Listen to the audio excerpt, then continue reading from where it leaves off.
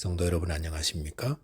2023년 6월 29일 목요 새벽 말씀 함께 나누겠습니다.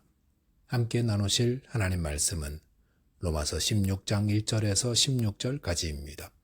본문은 로마서를 마무리하면서 바울이 남긴 개별적인 문안 인사입니다. 본문을 통해서 성도는 하나님 나라를 위해 서로 동력해야 함과 또 교제해야 함에 대해서 묵상하겠습니다.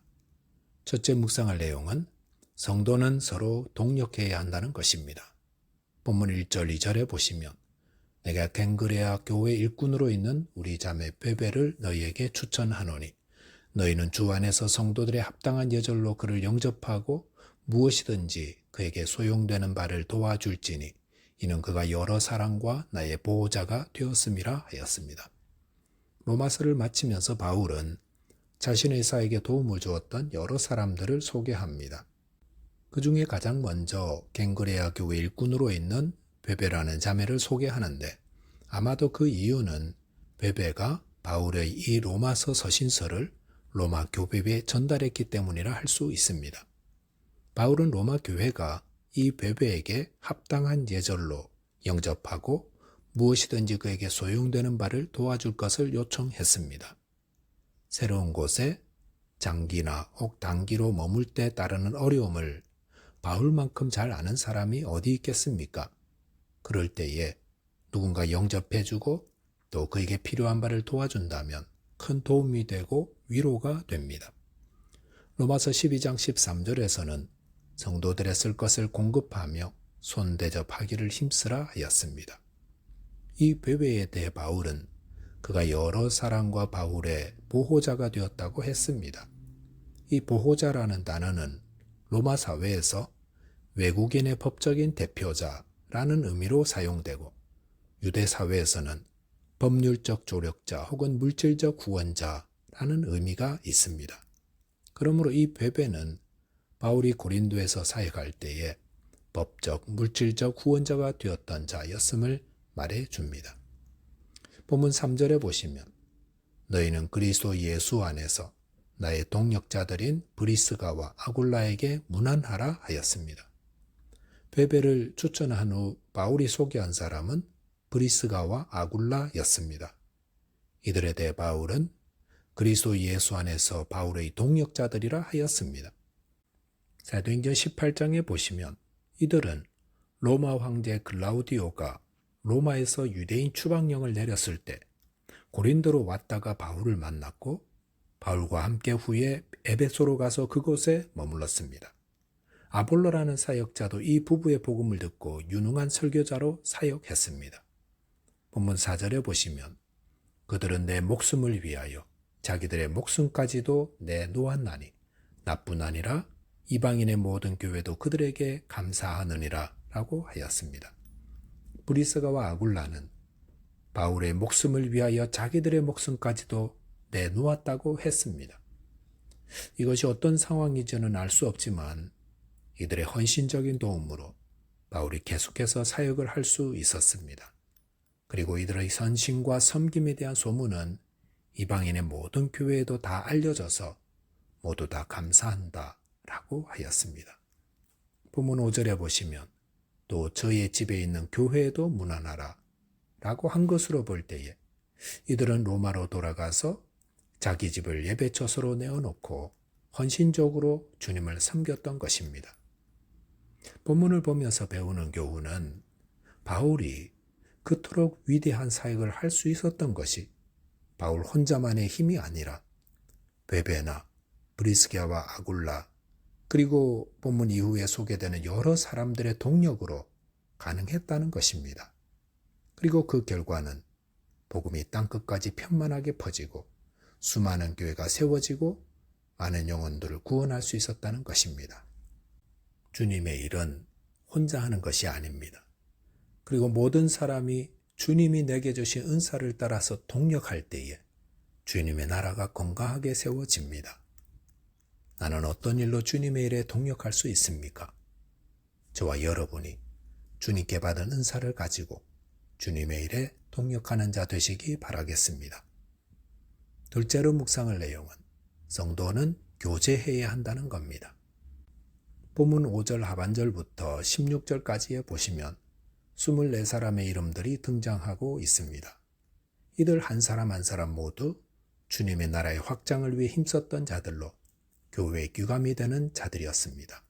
그런데 그런 사람들을 바울이 다 기억하고 문안하고 있습니다.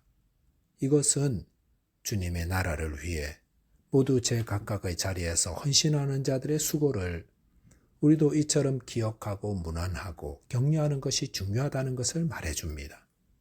본문 5절 하반절에 보시면 내가 사랑하는 에베네도에게 문안하라. 그는 아시아에서 그리스도께 처음 익은 열매니라 라고 하였습니다.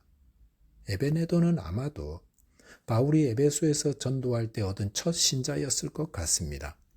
그런 후에도 열심을 품고 주를 섬겼기 때문에 바울은 그를 부를 때에 내가 사랑하는 에베네도라고 했던 것입니다. 본문 6절에 보시면 너희를 위하여 수고한 마리아에게 문안하라 하였습니다. 여기서 마리아가 무엇을 수고했는지 알 수 없습니다. 하지만 로마 교회 성도들이 그것을 잘 알았기 때문에 그것을 기록하지 않았다 할 수 있습니다. 본문 7절에 보시면 내 친척이요 나와 함께 갇혔던 안드로니고와 유니아에게 문안하라라고 했습니다. 이들은 바울의 친척 혹은 동족이면서 바울과 함께 갇혔던 자들이었습니다. 이들은 바울과 함께 믿음을 지키기 위해 고난도 불사했던 자들이었습니다. 본문 8절에 나오는 암블리아는 로마의 노예들에게 흔한 이름이었습니다. 하지만 암블리아는 자신의 천한 신분에도 불구하고 주님을 진실되이 믿음으로 존귀한 자 되었습니다. 본문 9절에 나오는 우르바노는 바울의 동역자였고 스다구는 바울이 사랑하는 자였습니다. 본문 10절에 아벨레는 그리스도 안에서 인정받은 자였습니다. 아리스토블로의 권속도 바울이 문안하는 믿음의 사람들이었습니다. 11절에 나오는 헤로디오는 헤롯 가문의 일가로 보이며 그는 귀족이면서도 진실된 신앙인이었습니다. 그리고 나게수의 가족에 대한 문안도 있는데 나게수는 당시 악명 높은 자로 알려져 있습니다. 그런데 그런 가정에 속한 가족과 하인들 가운데서도 믿음을 지키는 훌륭한 신앙인들이 있었습니다. 12절에 나오는 드루베나와 드루보사 그리고 버니는 주 안에서 많은 수고를 한 자였습니다. 13절에 나오는 루포는 그의 부친이 예수님의 십자가를 대신 졌던 자로서 그의 어머니는 바울을 자식처럼 돌보아 주셔서 바울이 내 어머니라고 부르는 고마운 분들이었습니다. 14절에 소개된 아순그리도와 블레곤, 허메와 바드로바, 허마와 그들과 함께 있는 형제들은 특별한 내용은 없지만 바울이 문안하고 있는 것으로 보아 신실한 신앙인들이었습니다.